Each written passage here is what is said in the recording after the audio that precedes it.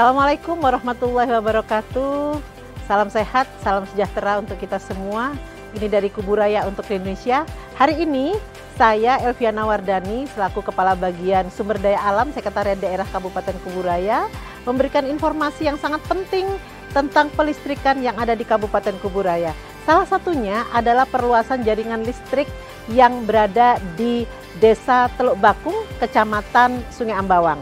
Dan di sana di tahun 2023 tanggal 20 Juli kemarin kami melakukan monitoring dan evaluasi di situ di Dusun Gunung Benua.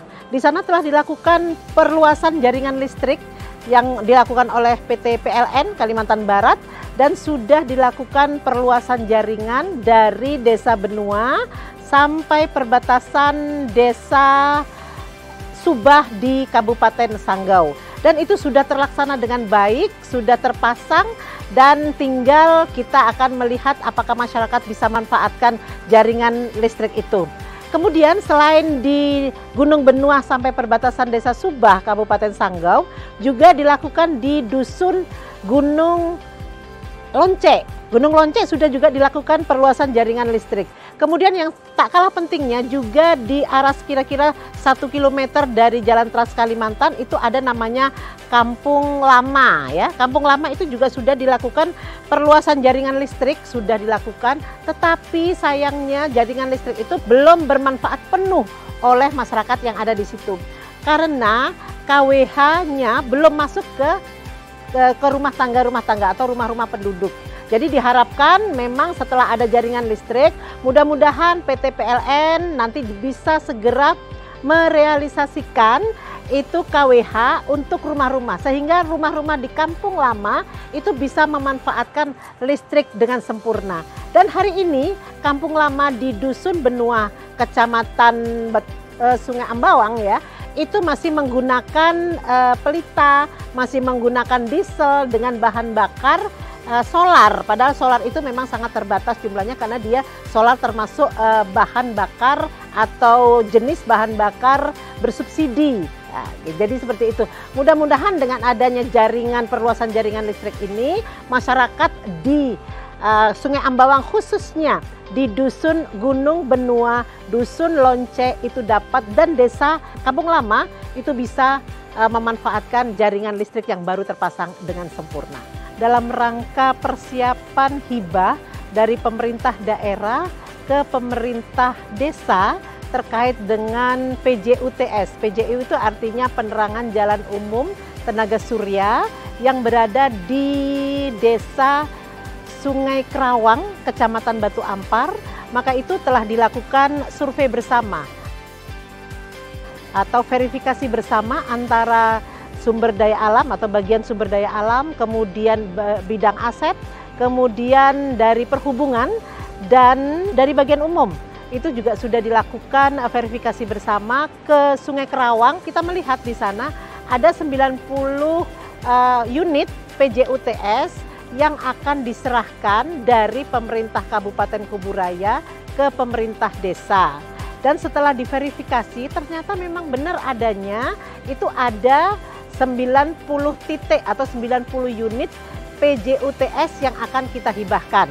Nah, PJUTS ini asalnya dari Kementerian ESDM Republik Indonesia, dari Dirjen EBTKE, Kementerian ESDM Republik Indonesia pada tahun 2019 diserahkan kepada kabupaten, kemudian insya Allah pada tahun 2023 ini akan diserahkan atau dihibahkan kepada pemerintah desa untuk dapat dimanfaatkan. Dan di sana ternyata setelah kita verifikasi ke TKP, ke lokasi di Sungai Kerawang, ternyata memang sangat bermanfaat.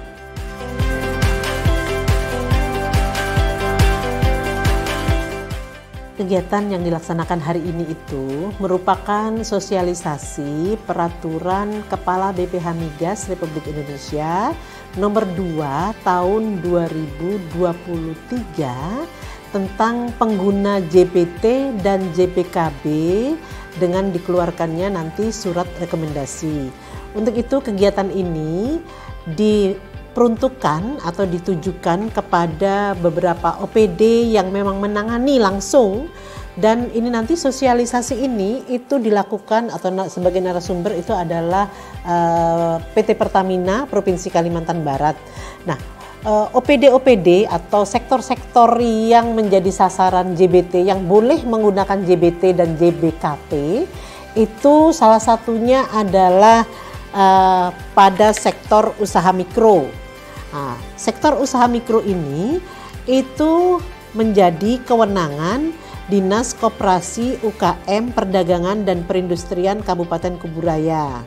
Nah, ini rekomendasi yang ini dikeluarkan oleh kepala OPD-nya.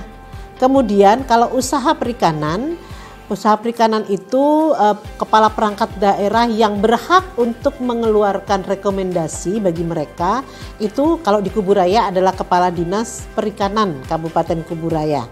Kemudian ada juga Kepala Pelabuhan Perikanan, tetapi ini merupakan Kepala Pelabuhan merupakan UPT Dinas Perikanan Provinsi Kalimantan Barat. Kemudian usaha pertanian itu adalah atau kepala perangkat daerah yang mengeluarkan rekomendasi ini itu adalah Dinas Ketahanan Pangan dan Pertanian Kabupaten Kuburaya. Dan ini surat ini atau rekomendasi ini itu yang mengeluarkan selain kepala OPD juga kepala desa.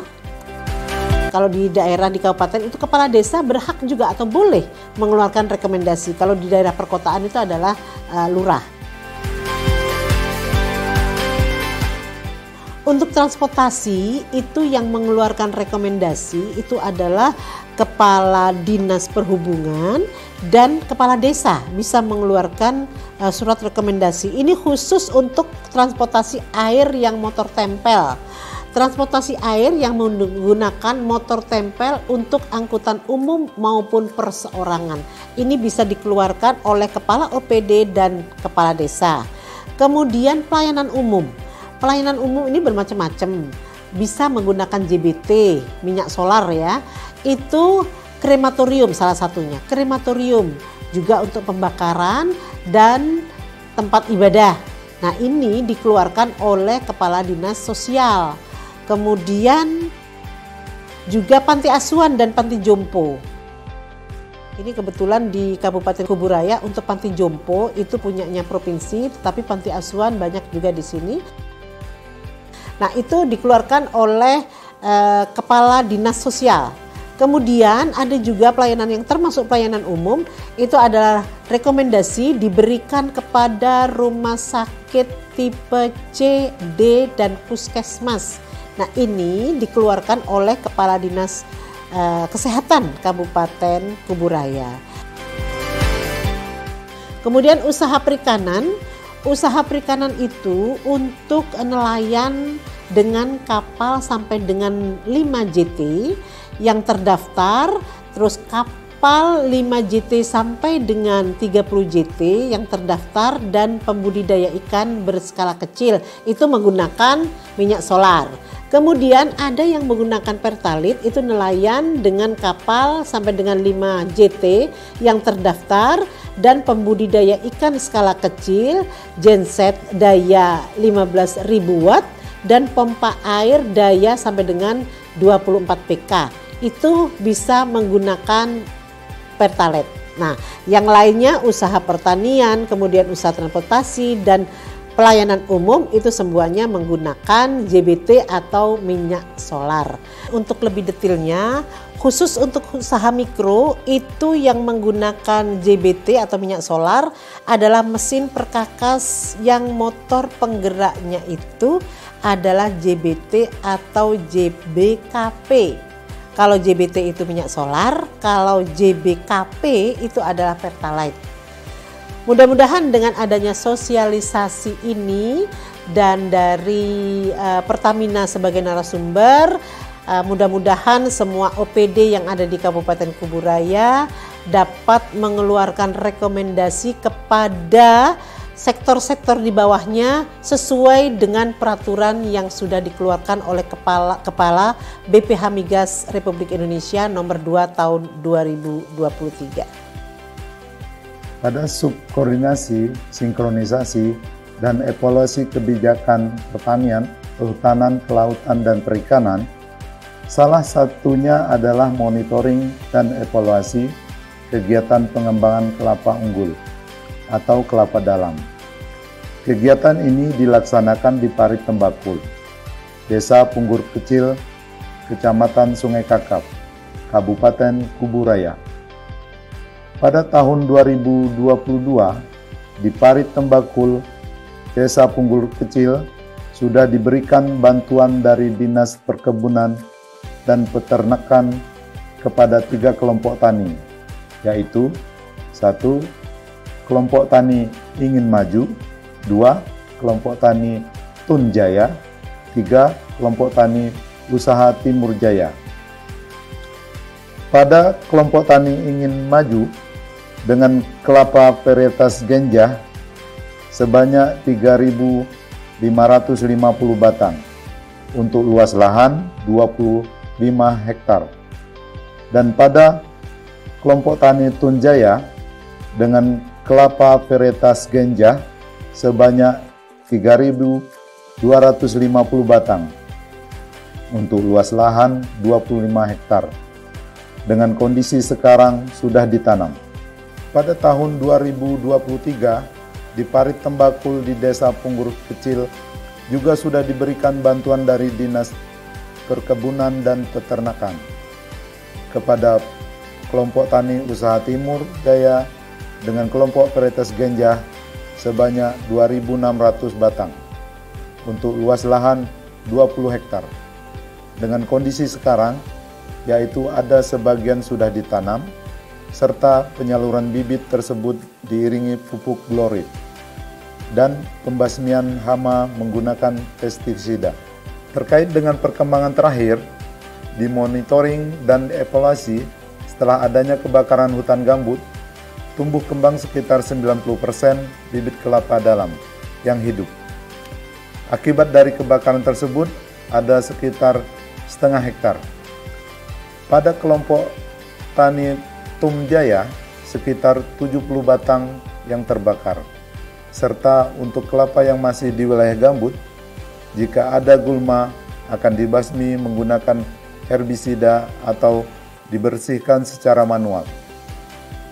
Untuk kelompok tani Usaha Timur Jaya, penanaman bibit kelapa Genjah ini sudah ditanam kurang lebih 60%. Kelebihan kelapa jenis ini atau varietas Genjah ini adalah pertumbuhannya melambat, akan tetapi unggul serta cepat berbuah, dan buahnya banyak. Mungkin sementara itu, terima kasih. Billahi taufiq wal hidayah. Wassalamualaikum warahmatullahi wabarakatuh.